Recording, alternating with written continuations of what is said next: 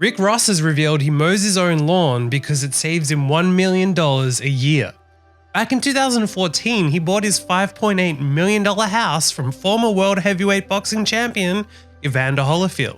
Whilst $5.8 million might sound like a lot, rumor has it that Evander Hollyfield actually spent $20 million building this 235-acre estate. And yet somehow Rick Ross didn't think that was big enough, and he added 87 acres to the estate in 2019 after paying another $1 million, which equates to 1 year's worth of lawn mowing savings. Rick Ross told Forbes, "When I bought the Fayetteville estate, locals would see me walk out of a restaurant and scream, 'You know Holyfield spent $1 million to cut the grass.' So I decided that I was going to cut my own grass, and that's what I did." Which one is a pun on its own, but it also brings up the question, sure, it's a lot of land to mow, but if Rick can do it himself, how was Evander Hollyfield paying so much to have it mowed? For $1 million, I would happily mow someone's lawn. I have no interest in lawn mowing, but for $1 million a year, I will learn, or I'd hire someone for $100K and pay them to do it, and they'd be happy to earn the $100K. Look, I'm not trying to put down lawn mowing. Lawn mowing, you can earn a good income. If you start a lawn mowing business, you can definitely earn $1 million, but by mowing multiple people's lawns, not just one.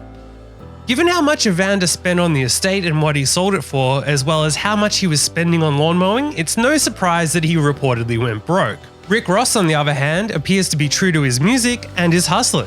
He enjoys the experience. Rick explained that sitting in his air-conditioned tractor, which also has a radio and tinted windows, brings him a whole other level of peace and helps him connect with the estate and its wildlife. He continued, "I sit there and have my cannabis rolled up, and man, I look at my property and can appreciate my struggles and my triumphs, those rough days. It's the smallest thing, but it keeps a smile on my face." So, for anybody who doesn't cut their own grass, I would say take time out every 2 or 3 months to cut your grass because it's such a great and peaceful sensation. More than just that, he also hustles by renting out his estate to make money back. According to Forbes, the estate served as Zamunda Palace in Eddie Murphy's 2021 sequel, Coming to America.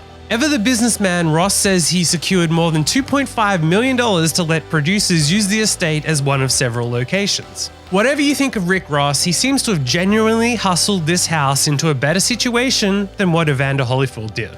If you enjoyed this, please chuck me a like and subscribe to see more like it, and as always, good luck.